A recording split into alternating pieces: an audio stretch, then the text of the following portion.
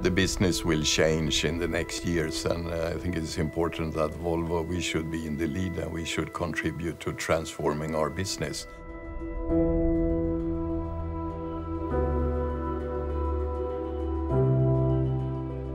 It's really about going from selling cars into delivering mobility services to our customers.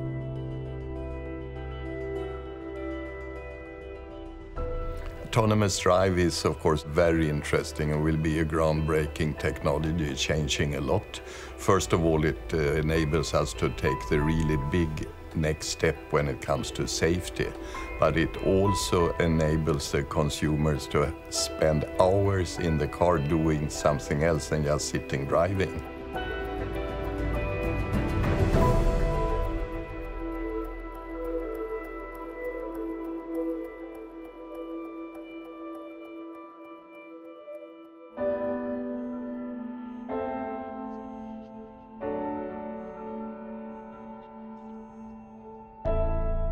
The Volvo 360 concept is really an exploration of design possibilities of what a full autonomous, full electric car could bring. I mean, in recent years, we've all seen a lot of different autonomous vehicle concepts, but to be honest, they've mainly focused on the technical possibilities. But Volvo is a human-centric brand, so we actually wanted to explore how full autonomous vehicles fit into the needs of people and how we can bring quality time back into our customers' lives. So the 360 concept is based on a single platform. It's also based on a single exterior design. But what we've looked at is 4 different interior scenarios. A vehicle, for instance, that is your commute to work. So it picks you up in the morning, takes you to work, you have breakfast and enjoy watching the news. A second idea was actually to have an alternative to an office space. So you actually pick up a client, present your work projected onto the side screen, have fresh coffee, etc. And then we had a bit of fun with a kind of VIP party vehicle that would take you from maybe the client's hotel to a restaurant. And then the fourth one, which for me is the most interesting, is actually an alternative to air travel. Imagine a vehicle that picks you up from your home or work and takes you directly to your destination in another city for the next day.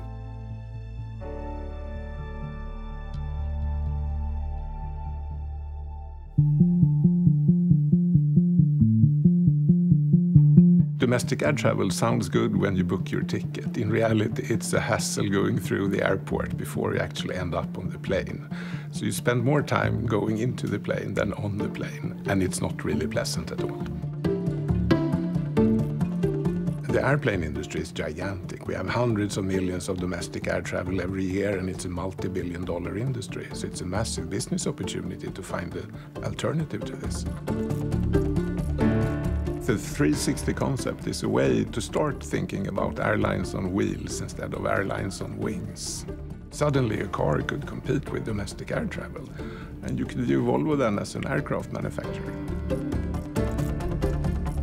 When the Wright brothers invented aviation in 1903, they could not possibly have imagined the future of air travel. But they started something, and that leap of faith, the first 15 meters of flying, that was really the starting point for everything we see now.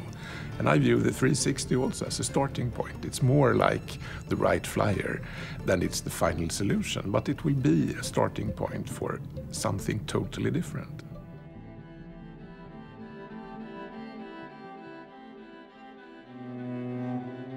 Safety and autonomous drive, they really go hand in hand. Autonomous drive will give you time back, it will give you comfort, relaxation, but it will also increase the safety because it will take the stress and strain out of driving and increase the safety of the traffic situation.